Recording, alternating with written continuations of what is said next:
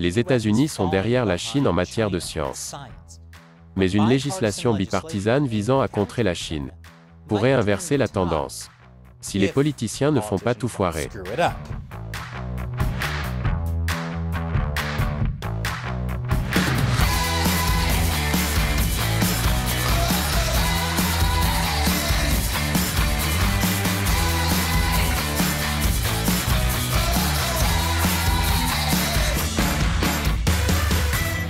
Bienvenue à l'émission Amérique dévoilée, je suis Chris Chappell.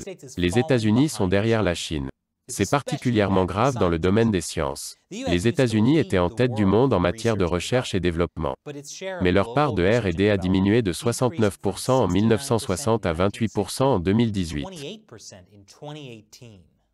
En revanche, la Chine a dépassé la plupart des pays en matière de dépenses de R&D depuis 2008. Et à ce rythme, elle dépassera bientôt les États-Unis. Le Parti communiste chinois prend au sérieux sa volonté de devenir une superpuissance scientifique. C'est pourquoi les États-Unis et la Chine sont au milieu de la guerre des puces. Non, Seamus, tu sais ce que je veux dire. Les USA et la Chine se battent pour la suprématie des semi-conducteurs.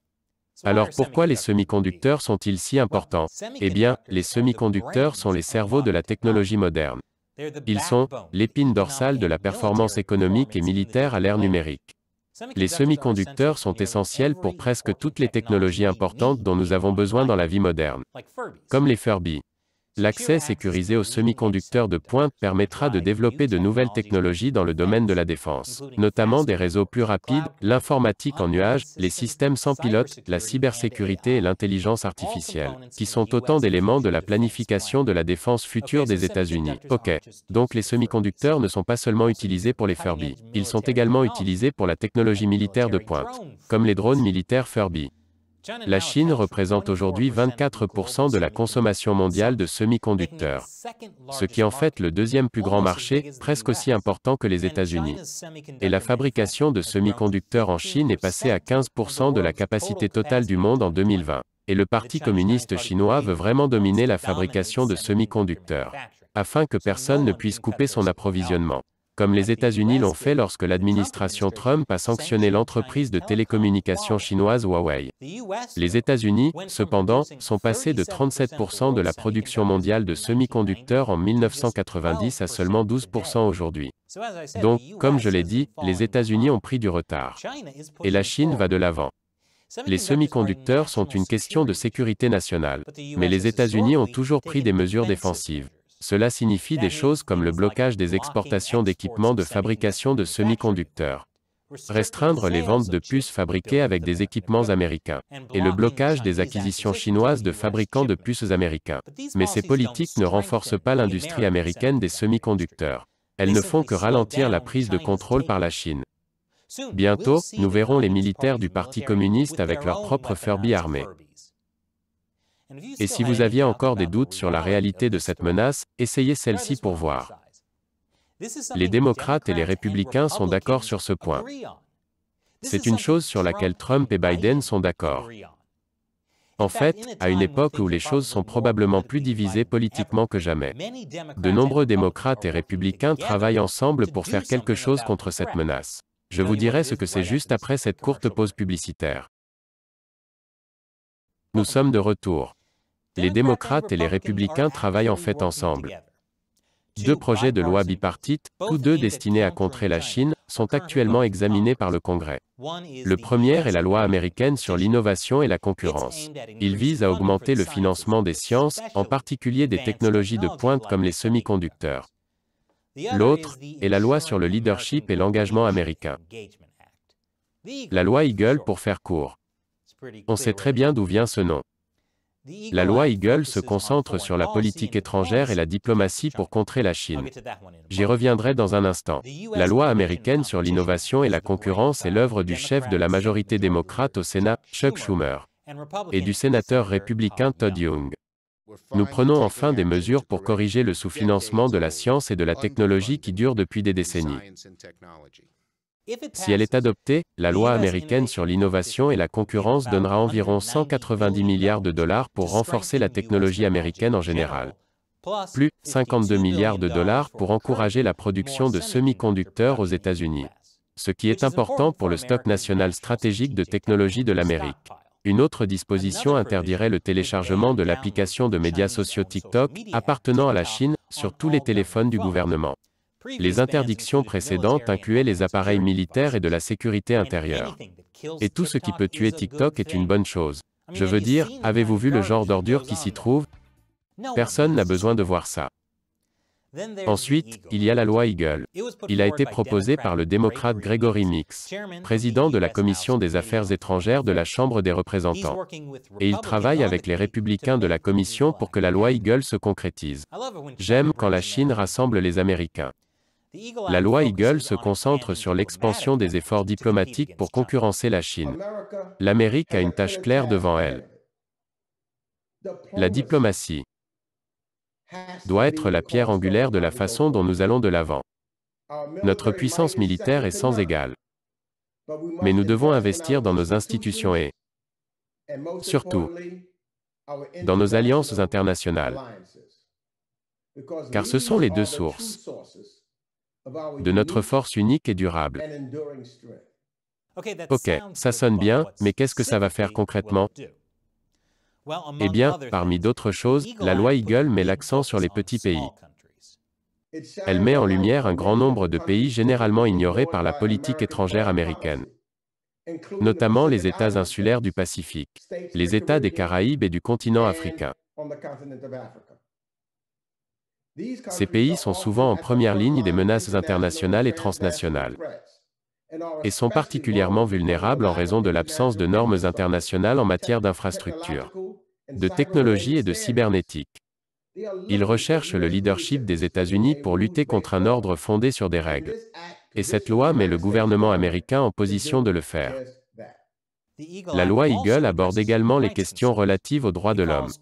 Elle qualifie de génocide le traitement des Ouïghours par la Chine, et elle prévoit un statut de protection temporaire et un statut de réfugié pour les Hongkongais. Elle appelle aussi à un examen des entreprises chinoises sur les marchés boursiers américains. Par exemple, ces entreprises chinoises ont-elles des liens avec l'armée chinoise? Se sont-elles engagées dans un vol de propriété intellectuelle, ou des violations des droits de l'homme? Vous savez, des choses que les États-Unis ne devraient vraiment pas financer. Maintenant, bien qu'il présente Eagle comme un projet de loi visant à contrer et à concurrencer la Chine, le député Meeks appelle à la coopération avec la Chine dans des domaines d'intérêt commun, notamment le changement climatique. Meeks affirme que la Chine doit faire partie de la solution pour s'attaquer aux problèmes mondiaux tels que le changement climatique et la santé mondiale. Vous savez, vu que la Chine se lance dans le charbon et qu'elle a dissimulé le coronavirus pour amasser des fournitures médicales, on peut se demander si le Parti communiste chinois veut vraiment faire partie de la solution. Maintenant, je sais qu'avec toute cette coopération bipartisane aux États-Unis, mettant les différences de côté et travaillant ensemble pour le bien commun de l'Amérique, vous pourriez penser que vous avez glissé dans une meilleure ligne de temps. Ne vous inquiétez pas, ce n'est pas le cas. Il a toujours été incroyablement difficile pour les démocrates et les républicains de travailler ensemble sur ce dossier. Il y a eu beaucoup de disputes et d'insultes. Plus après la pause. Et nous sommes de retour. Alors oui, c'est quoi cette unité bipartisane? Eh bien, ne commencez pas à chanter Kumbaya tout de suite. Parce qu'il y a eu beaucoup de républicains et de démocrates qui ne voulaient pas travailler ensemble. Prenez la loi américaine sur l'innovation et la concurrence. Au départ, c'était la loi sur la frontière sans fin. Mais au cours des 3 derniers mois, de plus en plus de choses ont été ajoutées au projet de loi jusqu'à ce qu'il atteigne plus de 2400 pages, suscitant une forte opposition de la part d'un groupe central de sénateurs républicains, même si beaucoup de ces ajouts ont été faits par des républicains. Le sénateur républicain Rick Scott a dit « Nous n'avons pas eu le temps de le lire, personne ne l'a lu ». Et le sénateur républicain John Kennedy a dit « Nous avons fait un travail de négociation pitoyable. » Schumer court partout comme un enfant de 5 ans dans un costume de Batman, il est tellement excité. Vous voyez, vous êtes toujours dans la même horrible ligne de temps. Même si l'on s'attend à ce que la loi américaine sur l'innovation et la concurrence soit adoptée.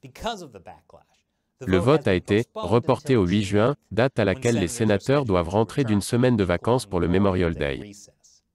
Si le projet de loi est adopté par le Sénat, il sera soumis à la Chambre des représentants avant d'être présenté au président Biden, qui a déjà exprimé son soutien. Bien sûr qu'il le fait. Elle a un coût de 250 milliards de dollars. Joe Biden adore dépenser de l'argent. Il a même proposé un budget de 6 000 milliards de dollars pour rendre les États-Unis plus compétitifs. Mais beaucoup de progressistes ne sont pas satisfaits de ces deux projets de loi visant à contrer la Chine. Ils disent que c'est trop de dépenses et d'interventions gouvernementales. Je me plaisante.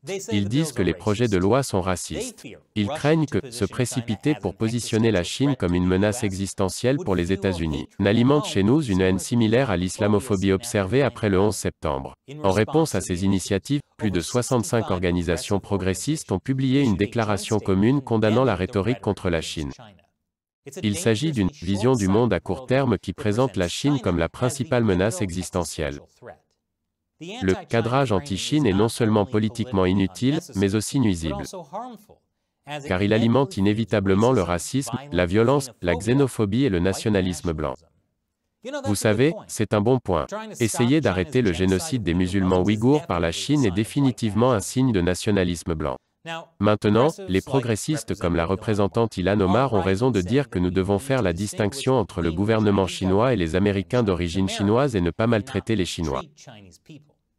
Mais quand vous dites des choses comme « les véritables défis de sécurité mondiale d'aujourd'hui », comme l'inégalité économique, le changement climatique, les pandémies et l'ethnonationalisme, exigent des solutions conjointes et non militaires avec la Chine. J'ai le sentiment que ces progressistes sont trop optimistes quant à la coopération avec le Parti communiste chinois. Le parti qui commet un génocide ethnique. Alors que pensez-vous de ces projets de loi visant à contrer la Chine? Les États-Unis peuvent-ils rattraper leur retard? Et qui va gagner les guerres de Furby? Encore une fois, je suis Chris Chappell, merci de regarder Amérique dévoilée.